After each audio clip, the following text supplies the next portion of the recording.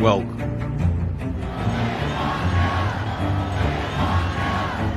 to Washington Football Week with your host, one half of that dynamic duo, Sean Spencer, and South Carolina's finest, Will Kramer. Don't play us if you're undefeated. Where we celebrate past success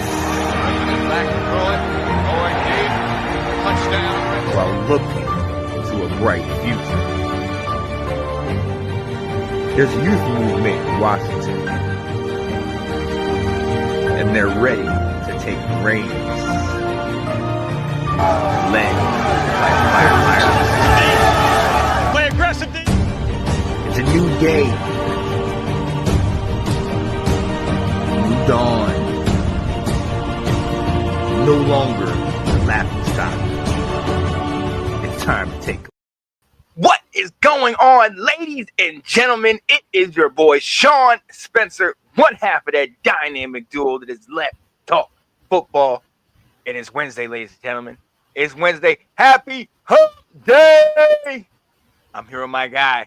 You see him, South Carolina's finest, Will Kramer. Will. Oh man, how you doing this evening? All good. All good. Had to put the jacket on, but I wanted to get a little bit of that blue. Since we got a new coach in Chapel Hill. The GOAT. It's a big day in Chapel Hill right now. Let's yeah, go. well, you know, and what we're about to get into, talking about branding, I'm currently scrolling eBay, Redskin sweatshirts. You know, I'm doing my usual. Mm-hmm. Big things are happening all around. I appreciate you guys joining us. This is Washington Football Weekly, and we are glad to be here. Coming out of the bye week, got a nice little bit of rest. How was it on Sunday? You get some other things done? Yeah. No cleaning the garage this time. Right. But yeah, it was very, very relaxing. It was a good little Sunday. Oh yeah. I think we went to a Christmas parade. That's what we did. Yeah. Okay. I can dig it. Yeah. What about you? Definitely a little bit of this, a little bit of that. I'm not gonna lie to you, can't recall. Just like you, I was like, did I do what that? did I do a couple days ago? Right. So yeah, no, it was all good. But so glad to be back on here doing this thing. Look, well, let's get right into it. There has been some moves and some news about Washington. In January, Washington will have a new team president. Will, talk to me about this. What's going on? Yeah, if you notice, I'm sorry, Donald, but that headline is not directed at you. We are talking about, his name is Mark Klaus. Yeah. He's the CEO of Campbell's right now. And he will be taking over as team president beginning in January. He will be just like Jason Wright is right now. He's only focused on the business side of the team, and he reports directly to majority owner Josh Harris. Mm-hmm. What I think is interesting about this is this guy's not, he had an athletic background. I think he played basketball at West Point. So, sports were in his background, but he's been in the food industry long time in there. That's kind of where he's made his name known with Kraft, and then and now he's the CEO of Campbell's. Here's the thing: they talk about how they saw him as a leadership and culture builder at large organizations. Yeah. I'm looking at this, going, this guy's been part of major brands that have a following, that have a brand. Yeah. And that have recognizable logos. And I'm just kind of wondering if I'm connecting dots here to what Josh Harris may be seeing as this guy's expertise. What do you think after what are your thoughts after I say that? Yeah, honestly, that seems to be more of what going towards the future, what it's about. The brand. You look at Jerry Jones in Dallas and everything. He's more concerned with Jerry's world and everything that is, that encompasses the Cowboys, the Dallas Cowboys cheerleaders, all this stuff, different things, than he is about the team winning on the field. You know what I mean? And he's more concerned with things like that. And I think a lot more people are getting more involved in what can make money, what can help the brand. But also, I think this is something that's going to be helpful in kind of the image of Washington.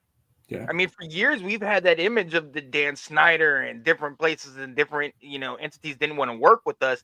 Now, I think this is going to be helping to you bring in somebody that has been successful in big corporations. And I think that's going to help us as a, overall, look at Washington in the way it did in the 70s and 80s when it was the Redskins. And it was like, oh, that's around the world. They knew, had the success and how good that brand was.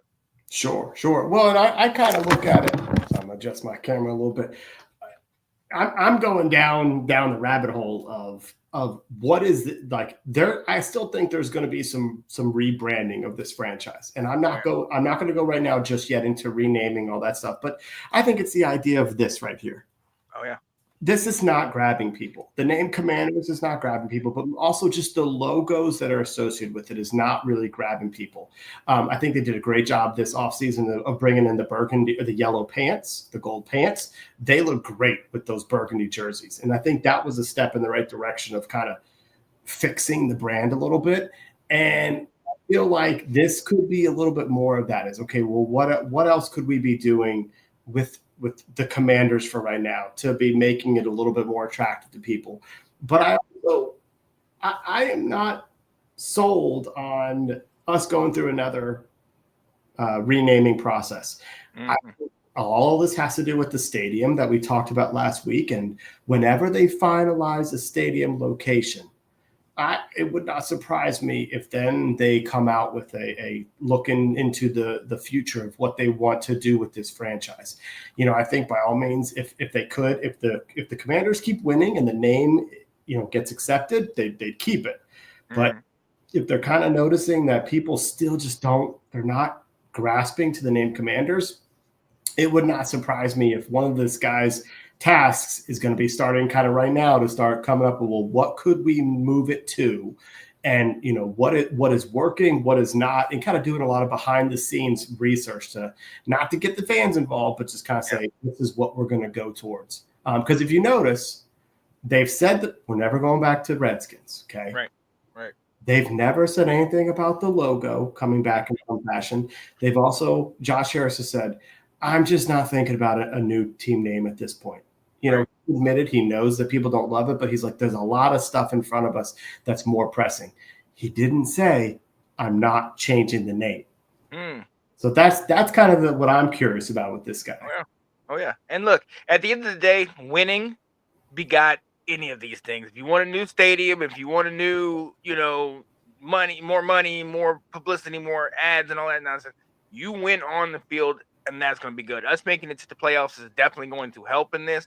But to the point that we've been making all year, Washington is becoming a destination. It's becoming a place that a lot of people want to go to. So this is a brilliant move by Josh Harris because you're hitting it right when it's hot, right when everything is really coming right before it's about to take off. So I'm loving that, and I'm interested to see kind of how they do that.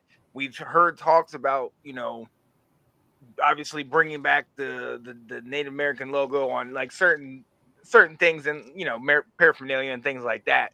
But I love the connection. But having somebody with this kind of success, I think, will help in taking us up to that next level, bringing us back to what we used to be. Right. I love this from Jared. Was it a good choice? Yep. Yes. Well, but one thing. For me to get away from my conspiracy theory side of like, this guy's coming in to change our team name is the idea of, he's been in charge of a company that has many different brands. Campbell's has Pace and a couple other different brands. It's the same kind of concept. He's got to worry about the football side. There's also he's got to worry about the business side. Excuse me. There's the football side that's going to be operating, but you also have to make sure they're meshing together. They're kind of working together hand in hand, and the success on the field can help out everything else. So, it really could be something where this is a natural fit for him. We are hoping so. So this in January, he will come in, and we will see how things going. And this, this president coming in January, I'm excited about. Cannot wait for this president Yes. coming in January. We got to move on because before, normally at this point in the year, we're looking towards January and February, and okay, is the season over? When when could we start talking to players, free agency, all those type of things? But now we got something to play for, and it's December. Will It's December, and hopefully we're gonna have a December to remember. So look, let's ask the question: hey, is Washington making the playoffs? We are 8-5 right now, 4 games left. Will, what you think, man?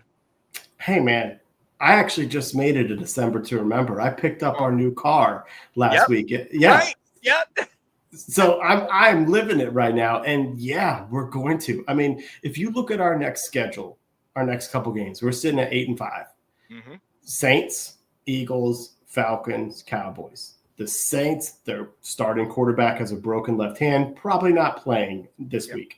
Eagles, going to be a tough game, but it's going to be at home. This is our second time getting a chance to play them. They're not rolling. They're still winning. They've had a streak of wins, but it's not like it was a couple weeks ago. Panthers. Let's say it. Yep, exactly. Panthers. Good. Yep. Falcons are in a bit of turmoil right now. So now 3 weeks from now is quite a long time away, but we might be catching the Falcons at a good time. And Dallas, while Dallas is playing better, there could be a chance that this game is meaningless for both teams. If we're in the playoffs, if they're out of the playoffs, like nobody needs to get hurt going into the offseason. So it's a very winnable stretch of 4 games, in my opinion. What do you think? Oh, no, absolutely. And honestly, I mean, I feel like we're kind of primed and ready for this. I mean, a game we should win in New Orleans. Then obviously Philly in a game where I'm still holding out hope. If we beat Philly and then we beat Dallas, we're 4-2 in the division. So I'm still holding out hope that maybe Philly loses to what do they have to play? The Giants. They've got a tougher stretch. Yeah. And then the Cowboys, I'm hoping they lose or we tie it up or something. Somehow we can win the division and go in that way. But honestly, those division games are the ones that scare me. Atlanta right now, the only thing that scares me about Atlanta is Kirk Cousins.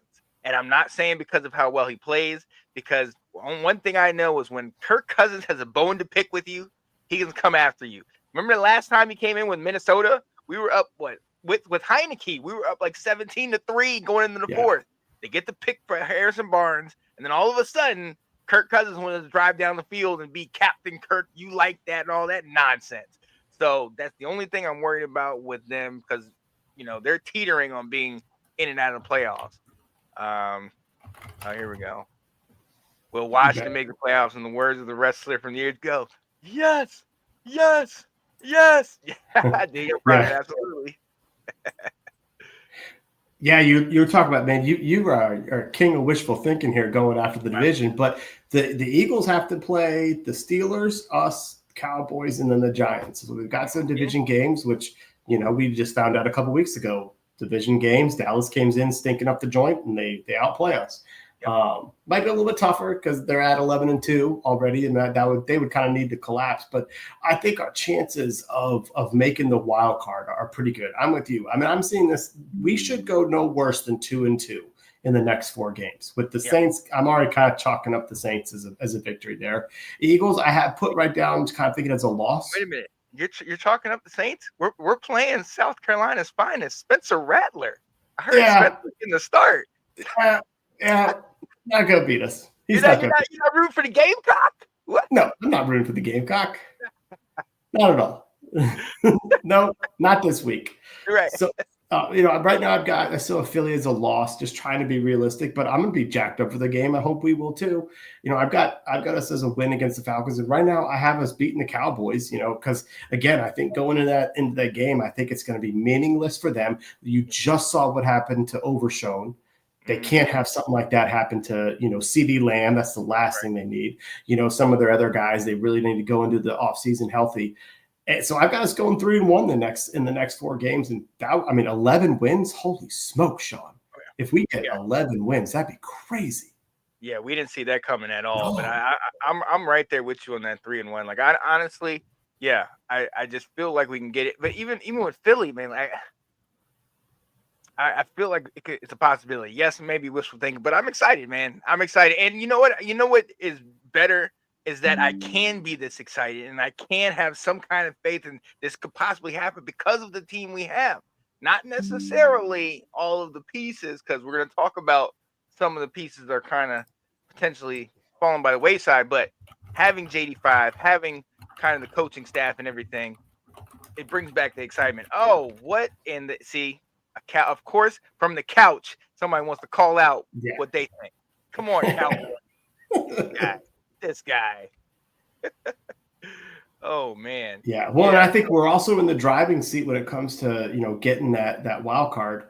It looks like it's going to come down to Seattle or the Rams. Now, the Cardinals aren't too far behind, but they're kind of falling by the wayside. They're doing what the Cardinals do. It ain't Cliff Kingsbury. It's the Cardinals organization. The 49ers are just so beat up. I just, the fact that they're 6-7 almost shows like, credit to their coaches. But, so, with the Seahawks at 8-5, one of those teams is going to get it, but, we already have a better record than them as of right now. And then you're looking at the NFC South, and Falcons are going down, and the Bucks are they're rising a little bit. They're kind of struggling this season, but I think that's our best chance too. If Tampa wins that division, we're not going to be behind them in a tiebreaker since we already lost them. So I think we've got the road ahead of us to control our destination to get in. Absolutely. It's time I play my proper role here. Yeah. He's been too nice this season. Right. Welcome back, my guy. Oh, man. Now, look, like I alluded to, so, yeah, we're both thinking we're going to make it to the playoff. But like I alluded to, there are some things that we are worried about, and they are injuries. Now, not all these injuries are bad. Obviously, at the trade deadline, we acquired Marcus Lattimore, and we have not seen him on the field yet. But what a perfect time to see him. Against his old team, the Saints. We even have a Saints fan coming on a little bit later, so we'll definitely ask her about that. But then on the flip side, Noah Brown. Mm-hmm. He purportedly is out now. So talk to me. I mean, on one side, let's first talk about Lattimore. Yeah. I mean, obviously, we were so excited to get him at the trade deadline, number one wide receiver, cornerback, but there have been hamstring issues. There have been little minor things on the side. I mean, this is going to be so huge for us. What kind of impact will he have right on the first week? I'm excited. Well, I'll tell you this. The first week, I might not think he's going to have a big impact, only because, like you said, we're likely going up against Spencer Rattler, maybe Jake Haener. So there may not be that opportunity for him. But Adam Peters and Dan Quinn talked about this when they made the trade for Marshawn. It's not just about this season. It's building for the future. But towards the end of this season, we're going to be going up against A.J. Brown next week, Drake London the week after, CeeDee Lamb the week after that. This is what we needed, was a guy that we could say, follow him, stick with him. We've been putting St. Juice on him, on those guys, only because of his size, but he's handsy and he's not turnover. He's not likely to get you a turnover either. Okay. So that part is really exciting. The fact we can go match up with their best corner. You thinking about Philly, you put Lattimore on A.J. Brown, you put Sanders still on Speedy Devontae. Mm-hmm. Maybe we can match up, And we've been talking about our concerns with the defense and our giving up a lot of yards on the ground. Well, maybe this allows us to put Jeremy Chin in the box, which is kind of what we signed him for, was to play up front. He's played way more further back than we kind of ever anticipated with this signing. Maybe now's a chance for them to utilize this guy and kind of we're getting a chance. We're getting a little in this area. We're getting healthy in a spot that we really needed some help to change up the defense for this stretch run. Yeah, and I think that's going to be key. Is our biggest hole.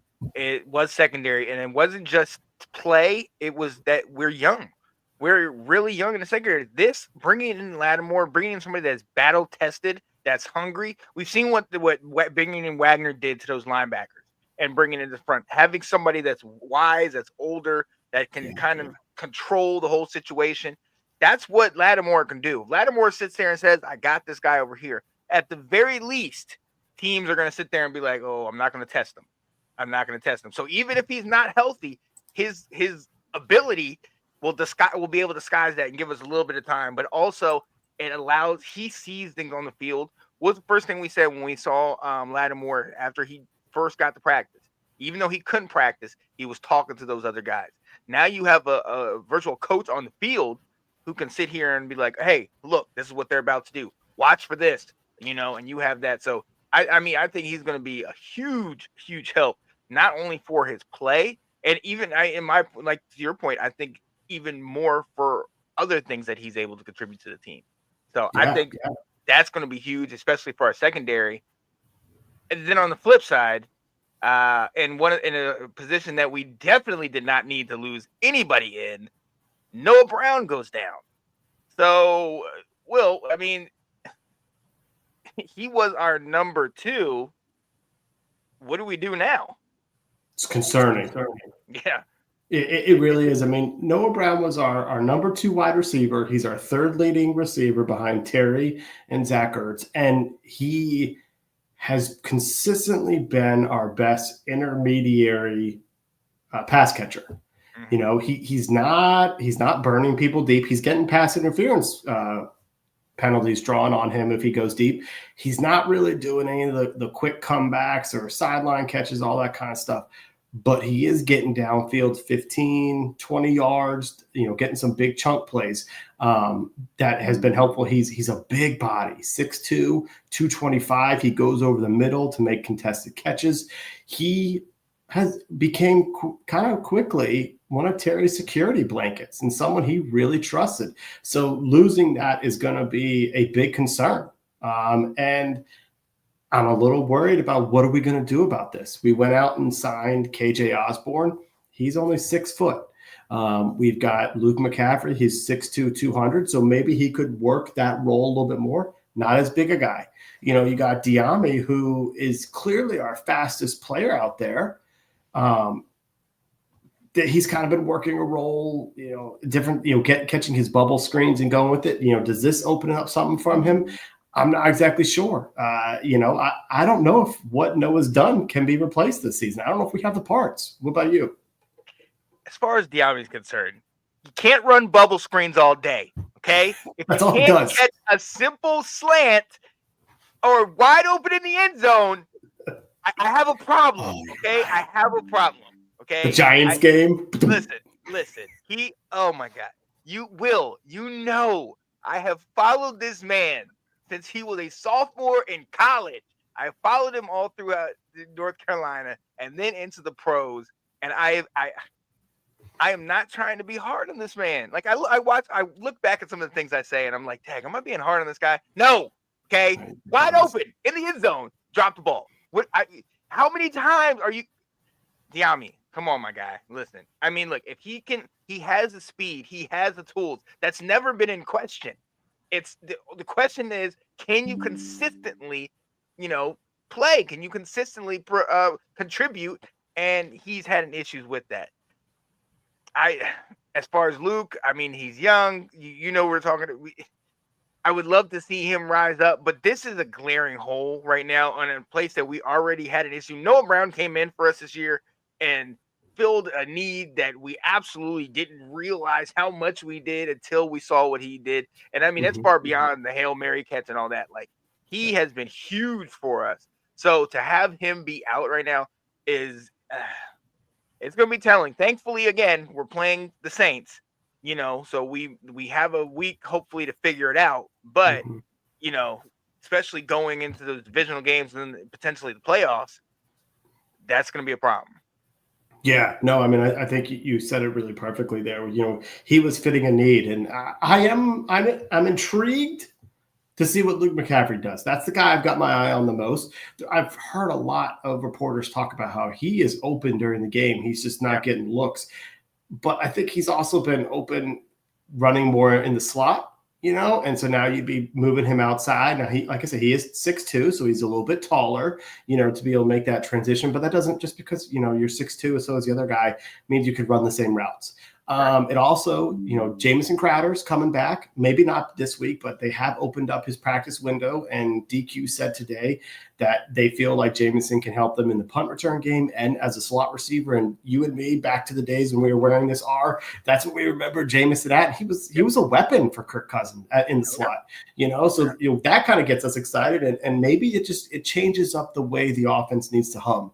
You may start to see more 3 tight end sets coming up here. It also would confuse who's chipping, who's going out. Maybe they can utilize Sinnott a little bit more, utilize Bates. I know that the coaches love John Bates. They love him as the total package. He's never going to turn into Dallas Goedert, but they see him as somebody who can be relied upon. So maybe it just kind of changes what the looks we give moving forward. Yeah. Oh yeah. And look, and when you don't have we have Terry McLaurin, but if you don't have that go-to, then everybody can get attention. There's nobody that that you need to double and triple and everything. And this is gonna be good for Cliff.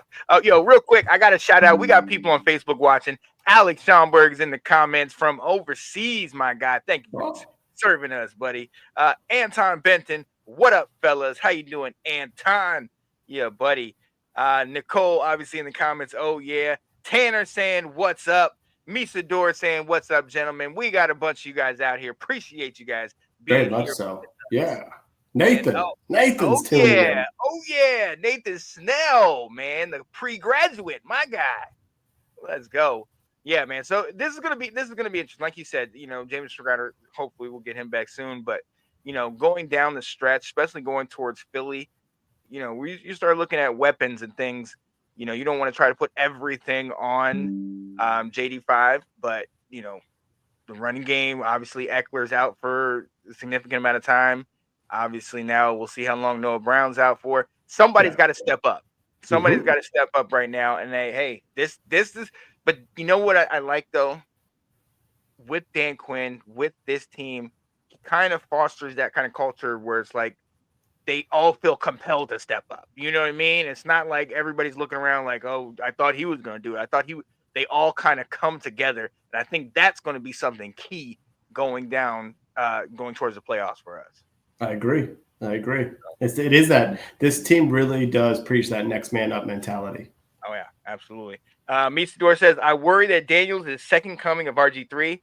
I hope for you guys he's not, but there's another peak, or is there a plateau? Or is his plateau his ceiling? We're hoping peak. We're hoping more peaks. We feel the same way. We're a little worried, but we also, it's like we got to hope for the growth. Oh, yeah, absolutely. So, look, ladies and gentlemen, we are going to have to take a quick break. But on the other side, we have to preview those New Orleans Saints. We got a special guest for you. So stay tuned. It's going to be good. Hey, check out my guy, Anton Benton, awesome artisan. He does good work. Be right back.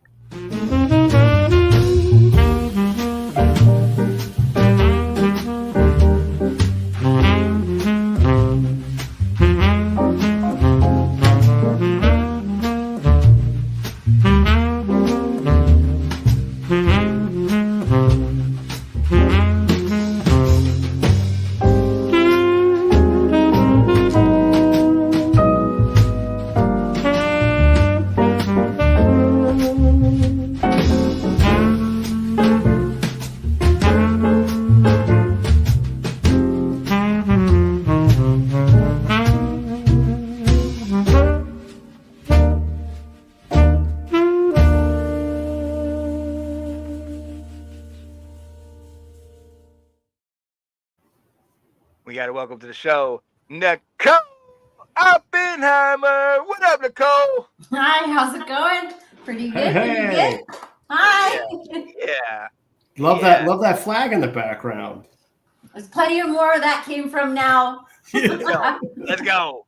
Yo, first and foremost, Nichole, we got to shout you out. All the great stuff you do on the Ladies Show. You are killing it over there. And I told people about all of the intros and things that you've been coming together with. Those are amazing, man. So shout out to you for sure, Nichole. Oh, thank you. Yes. Awesome. I'm excited.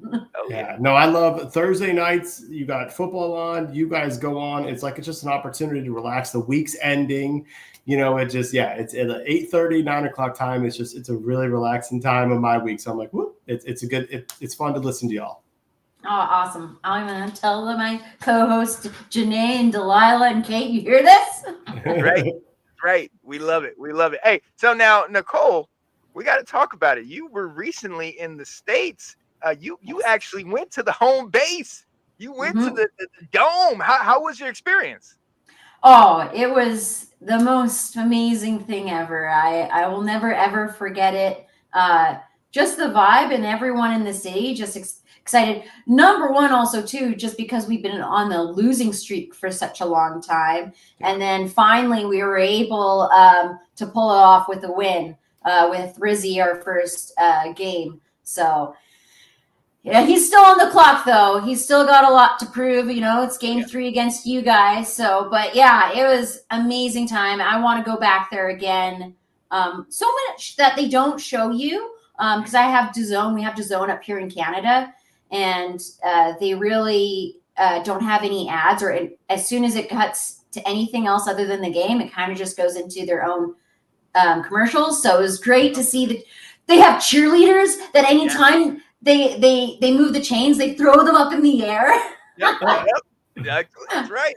It was exciting. Yeah, I told the person next to me that I was from Canada and that I'm gonna be fangirling a little bit. So just watch out. And they said, right on.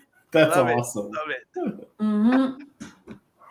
Oh man, look. All right, Nichole, talk to us about your Saints. Obviously, it's been a rough year. You were able to get that win against the Falcons a couple weeks back, but the injury bug has hit y'all like crazy this year. Talk about, the quarterbacks, all the injuries, all the things you've had to deal with. Oh man. Okay. Well, number one, can I tell you, I don't even know some of these wide receivers that we got on our team now. Right. It's kind of funny because we ordered jerseys when we were there. I ordered Taysom Hill, and Mark ended up getting what was it? I think it was Shaheed. He'll correct me if I'm wrong, but they're both now on the injury reserve. Right. And Olave, we haven't had him for a long time, so we've just been running. And our last of it was Taysom Hill. And that is a huge asset that we are not going to be having anymore. In fact, so this is crazy. He's such a great asset that now that he's on the injury reserve, he was relied so much as our third quarterback that they actually had to sign a previous Dallas Cowboys quarterback as the third lineup, just in case for the other two, if something happens, we don't have Taysom Hill anymore. You guys picked up Gucci Danucci from my alma mater. So, if things aren't going for well, go ahead and put him in. Us Dukes are winners. Oh, man.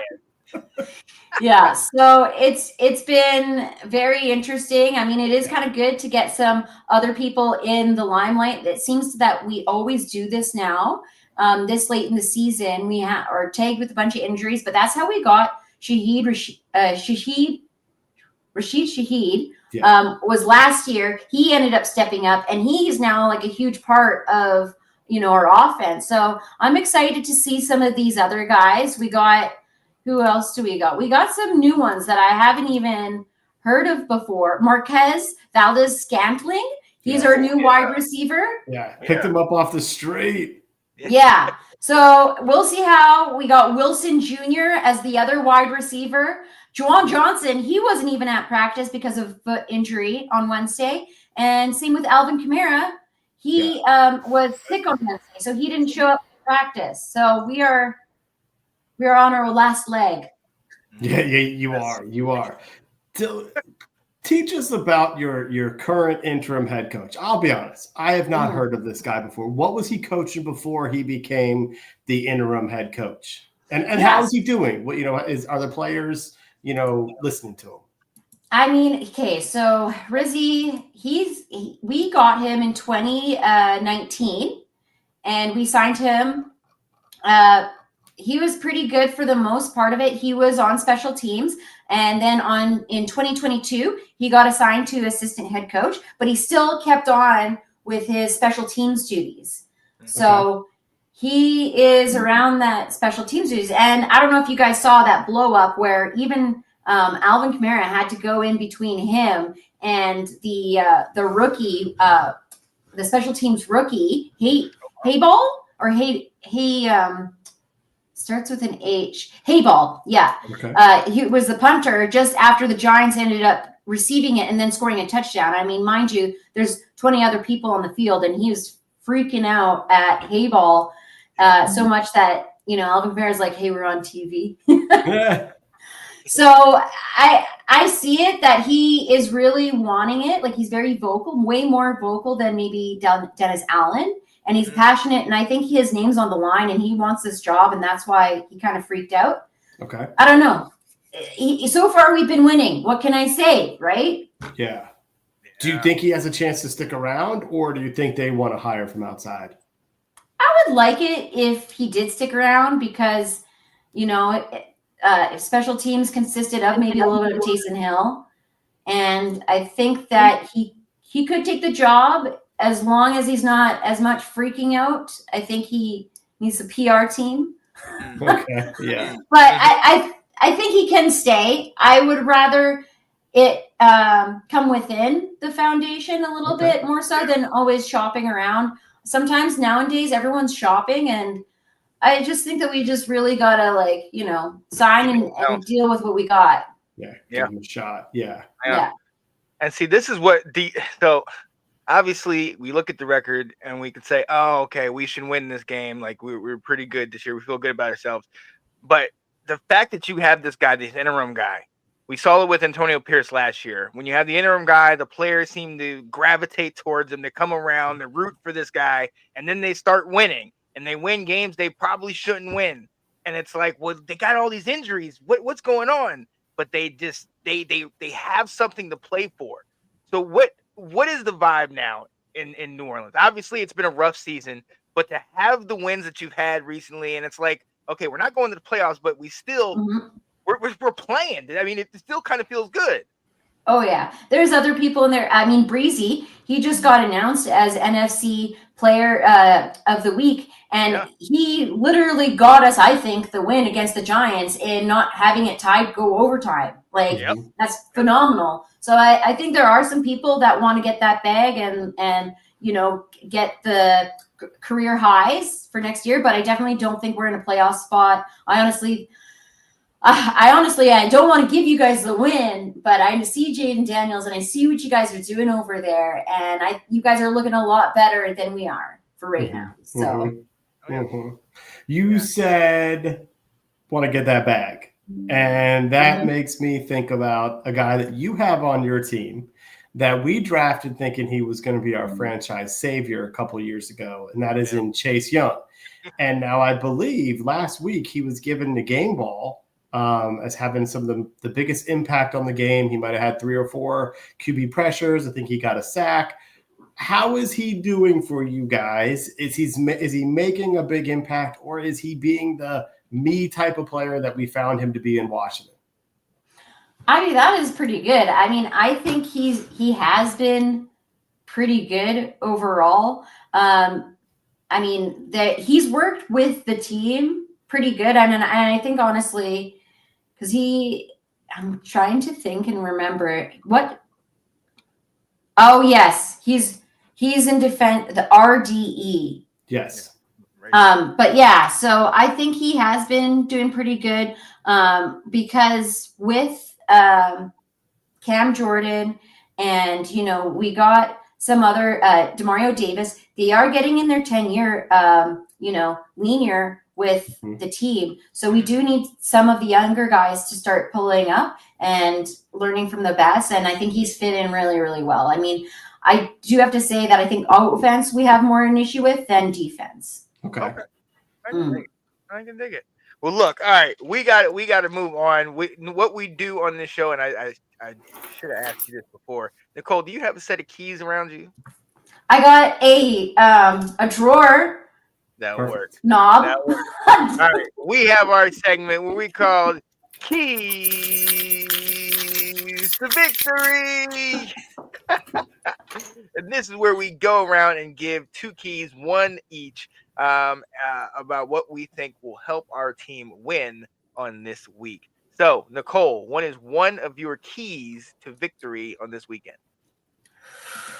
Okay, I think our keys to victory, one of them I think would be to running ball. Hopefully, Juwan Johnson is there as a tight end to help alleviate that. But I think running the ball and not throwing it as very seldom or very targeted, small and short, I think that would be our best way of keys to victory is running the ball. I can dig it. Will, what you got, man? Yeah, I'm right with Nichole there. So my key was to stuff Kamara. You asked me earlier, am I going to be rooting for Spencer Rattler? I don't care if it's Spencer, if it's Jake Haener. If we make those two throw the ball, we are probably in a good situation. Yep. But if they are able to get their running game going, that's going to allow, like you just mentioned, Sean, a chance for a team that doesn't have much to play for to get some momentum, get some excitement, feel a win within their grasp, and to go for it. So stuff Kamara, make it a passing game for Rattler, and maybe he reverts back to his Oklahoma days. Oh, yeah. Okay, I can dig it. Yeah, for me, my first one is something I went with earlier in the year, and I've kind of went away from. Got to go back to it. The special teams. We need our special teams to do well. Our return game, we need to flip the field. We need to be starting from, their territory or getting good punt returns, good kick returns. We need our, Tressway. Hopefully he's not punting that much, but when he does, he's pinning them deep.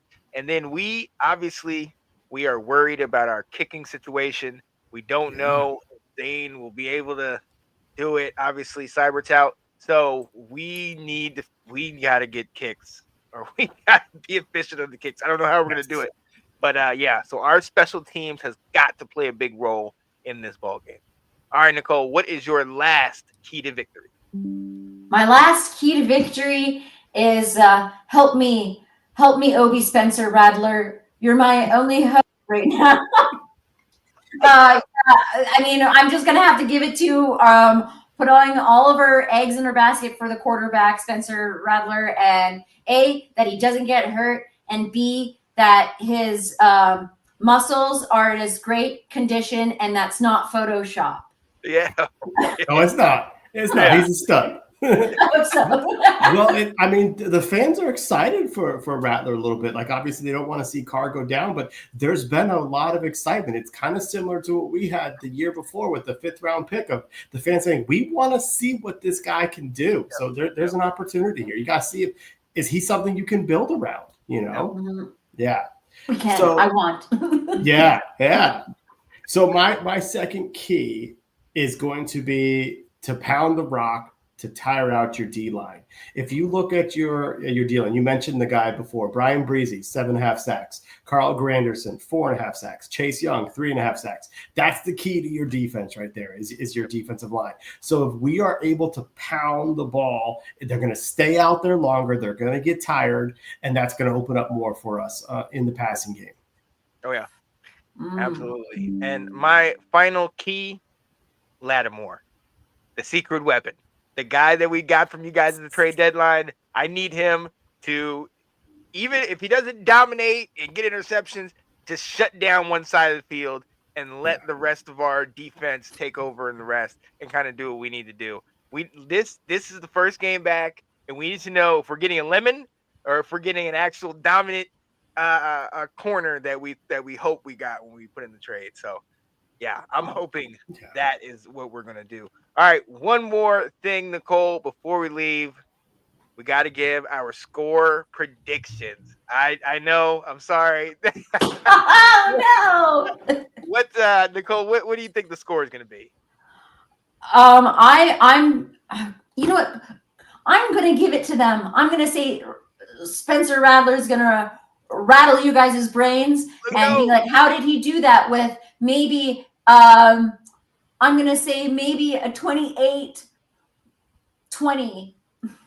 There you go. Okay. Shootout. There you go. I love it. I love it. Will, what you got, man? I am not on the same page as Nichole on this one. I'm going to go with Washington 25, New Orleans 13. Ooh, okay. I like that. I like that. Yeah, no, I'm going to amp that up a little bit. I'm going to say 35. I'm add 10 points to it. 35-14. Washington gets the dub. Yes. All right. Yeah. Sorry I had to do that to you. Hope you watch it. I'm sorry I had to do that to you. Oh, you know I love you. I'm sorry. You know you're going to get a message later on. Right. Did not approve of that. Yo, Nichole. Oh my goodness. I am so excited and so happy that you got to come and join us on Washington Football Weekly. Talk about your Saints for 4 hours. You know, we can't be friends for a little bit, but after the game, we can be friends again. It's okay. It's okay. Unless you win. Unless you somehow win, then I don't know if I could talk to you. Then we might not speak to you for a little bit. I might not listen to the next week's show. It's okay.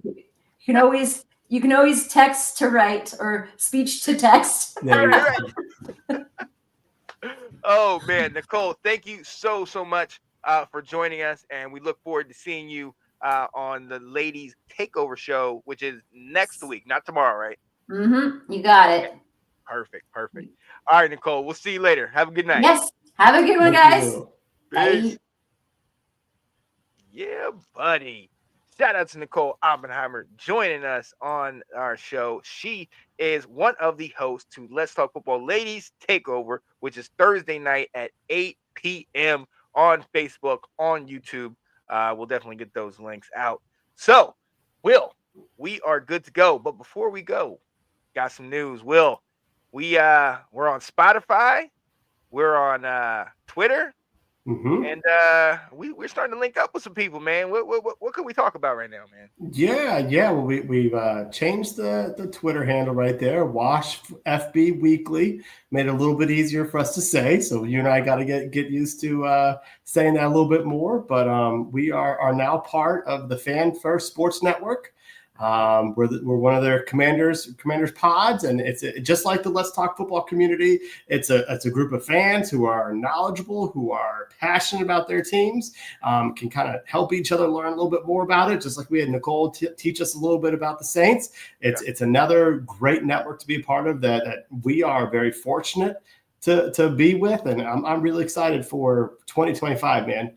Big things coming. Oh, yeah, absolutely. So definitely stay tuned for that. Check us out on Spotify or wherever you can get your podcast, Washington Football Weekly, and also on YouTube. And check us out, because we're also going to, as being a part of the Fan First Network, we're also going to try to get with you more consistently, more daily. We're going to try to hit you with some injury report news, any trade rumors, and any questions. And it doesn't have to be just about what's going on now. We're going to go break it back to the past, kind of make that connection for some of the people that maybe didn't know as much about the glory days, the Hogs, the Redskins. Come on, baby. Let's go. It's like you said on the opening. It's a new day. It's a new dawn. Yeah. We've got some things coming that we're really excited about. Oh, absolutely. So listen, for my guy, South Carolina's finest, Will Kramer, it's your boy, Sean Spencer, and hey, you know us, you know how we go out. Left hand up, baby. Let's go. Gibbs, you got a good chance. Let me tell you something about some good fans. Back in the day, RFK was our palace. If you don't know, you need to ask about us.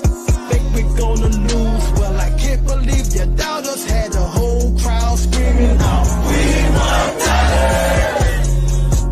Those haters can't stand us. Left hand